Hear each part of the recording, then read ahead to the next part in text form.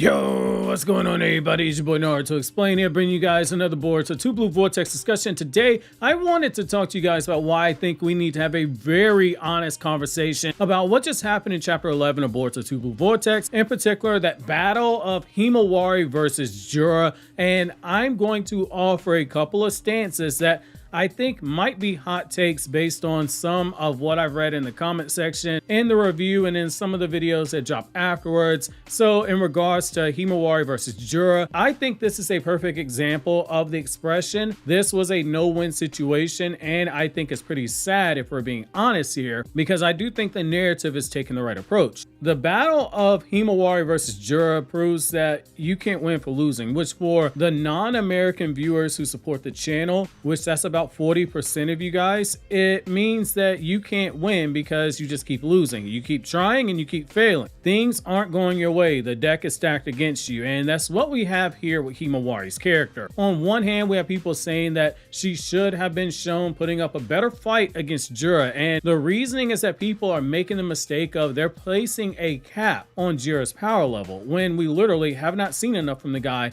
in a combat setting to get an accurate measure. The only thing that we know for certain is that this guy scales over version 1 Karma Seal Kawaki, so he would scale over Jigen at this point because he hit him with enough force that 2 hits left Kawaki knocked all the way out. And it led to people saying that, well, he's got to be just as strong as Damon is. And I always say, based off of what? We don't know where Damon stacks up against Jura because we don't know where this version of Kawaki stacks up when you put him next to Damon. We know where Kawaki stacked at the end of part 1. We don't know where he is now. He's clearly gotten stronger. Let's just say that Jura sees Himawari transform, and the two, they just start throwing hands left and right there on the spot. You got Himawari and she's dodging attacks. She's reacting to attacks by Jura. You see this guy snarling and grunting as he's countering her attacks. Himawari, she's getting the drop on him at times, and she's even overpowering him. Say all of that happens. The same people, they would be complaining that the power scaling is broken. This doesn't make any sense. And how Himawari is overpowering someone as Jura, they're going to be asking how is she using the Nine-Tails Chakra this effectively after first receiving it. On the other hand, it's people that are mad that she got dogged out by Jura. They're saying that Damon hyped up to be this super strong somebody with this massive power inside of her, and she got bodied by Jura in this fight. They're acting like Jura pulled a Pain and hit her with that twirly twirl jutsu that sent Hinata flying in the air, and Pain whipped out that big black rod and he rammed it into Hinata while Naruto's watching and got hurt to his soul as a result of it. None of this ever happened to Himawari. Unlike her mother, she actually managed to land a hit on her enemy in this fight, which is a reminder in the manga, Pain dodged all the attacks and he sent her flying halfway unconscious with just 1 hit. It's a classic example of you can't win for losing here. I think the narrative did the smart thing here by having Himawari have her rage moment, showcase her power amp, drop the hints that she was still unable to properly control and channel this power despite her insane growth in real time as she's using it. This was the best possible outcome for Himawari and for the narrative because it shows us that Himawari, she still has room to refine her power, and it takes the opposite approach to what we had in Boruto, Naruto Next Generations, where for a majority of the story, we ran into the issue that this new gen, they were super skilled and they're growing leaps and bounds faster than their parents, but as I've always said, they didn't have the power to back up the skill. I used to joke for a long part of the series that it doesn't matter if someone like Boruto knows 1,000 different ways to slap you if they slap like a bitch. Well, obviously, we move deeper into the series, and in particular towards the end, that stopped being the case. Boruto knew 1,000 different ways to slap you, regardless of the way it made people feel, and now he knew 1,000 different ways to break your punch with that said slap. And he got to a point where you could drop him in Naruto Shippuden and he will probably have your favorite characters begging for mercy. But with Himawari, what we're seeing here is that she's got all this insane power inside of her, but she doesn't have the skill to control it. And that is a very effective writing tool for a character. and it's something I don't see getting enough praise. She is being positioned as someone who is going to have a bit to go in terms of the curve in order to fully grasp the power that she has. And there's a lot of power that she suddenly has inside of her. It won't be as steep of a learning curve that Naruto had. If you're expecting that, you're setting yourself up to have your expectations shattered, because Himawari doesn't need stick figures to explain things to her the way that Naruto did. The reason that this works is that she is being directly set up to overcome the hurdles that she has, because she has Hyuga blood inside of her veins. When she starts combining that power of the Nine Tails with the Byakugan, and she starts learning more the hidden jutsu of the Hyuga clan that requires chakra control, she is going to pick up on handling that massive flow of chakra that she has in her body that she was unable to handle the first time she had a chance to use it, which is this Jura fight. Let's use a example here, okay? So let's say Himawari was a driver, 18-year-old driver, never had a permit or anything like that, but did like a few drives on back roads and in parking lot. Kurama would be like a Hellcat for her. That's the first time she's getting behind the wheel after all she's ever had before this was driving a early 2000s Toyota Corolla, so like 140 horsepower. Now she's behind the wheel of a 700 horsepower monster. It's gonna take you a second to get used to driving a car with that much power and that low to the ground.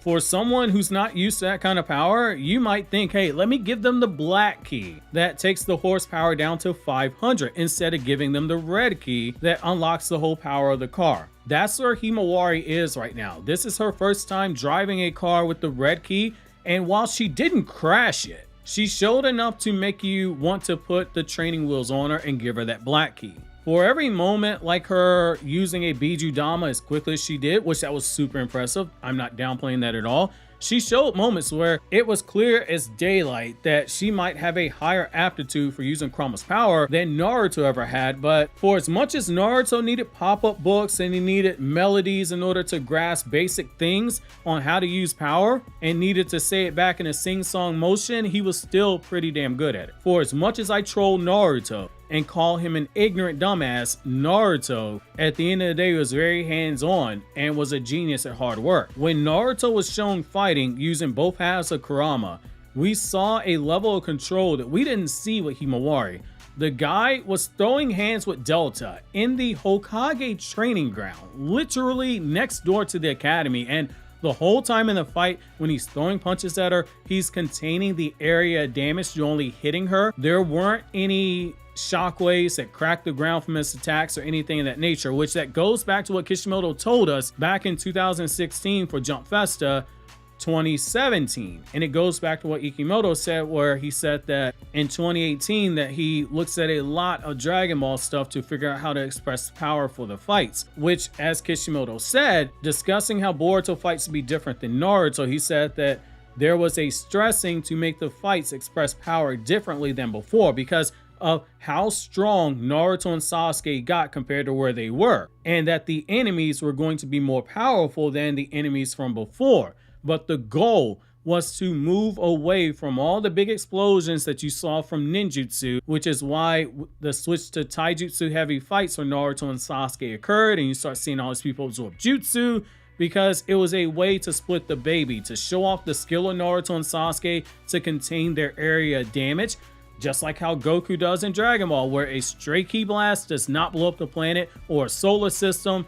Ichigo using a Getsuga Tensho does not blow up the entire planet or the Soul Society, despite him having the power to do so. It's the same thing here, and by taking this approach, it allows the kids to use more ninjutsu to make their fights even flashier, despite them not having the power of their parents. Going back to the Delta fight for a second, the only time in the manga you saw Naruto damage the area, it was on two occasions. The first is when he was fighting and he jumped into the air and he kicked Delta into the ground, which that was unavoidable. You were going to leave a small crater there.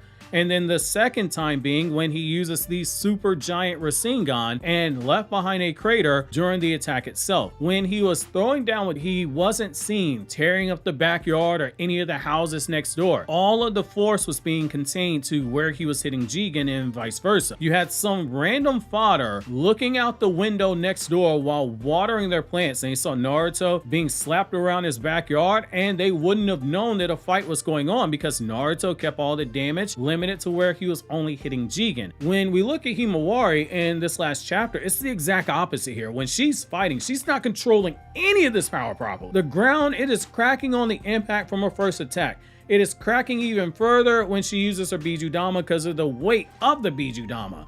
She's still learning to control that power, and given Ikimoto's penchant for pulling from Dragon Ball, since he's such a fanboy of the series, which hey, I totally understand. I'm a huge Dragon Ball fan myself. However, that whole fight, it was very similar to Super Saiyan God Goku versus Beerus, where Goku, when he first started using that power, he was not properly controlling it, and you saw the shockwaves from the attacks. They were shown destroying other planets, and the Supreme Kaioshin and the Elder Kaioshin of Universe 7, they were worried at the rate that Goku was using the power, he would destroy the whole universe.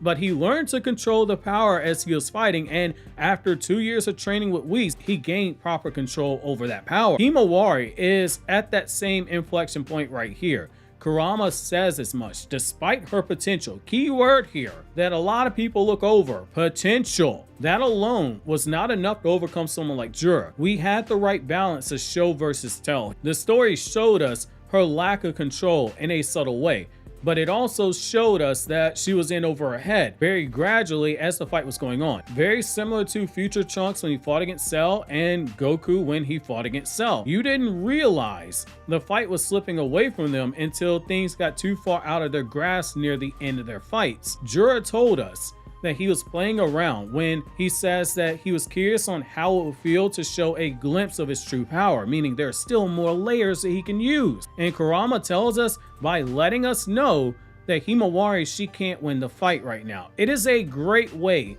to power up a character and show off their power before you tear them down, while hinting they have other gears inside of them. Also, you can begin the process of building them up and eventually have them surpass that limit. The only real question is, will the fandom have the patience to sit there and let the story cook for a little bit, let it marinate? And history tells us that half the fandom, they're gonna want a microwave story. They're not gonna wanna let things marinate, and they'd be better off waiting until the anime came back in a few years towards the end of the decade so they can see everything animated and they can binge watch the episodes.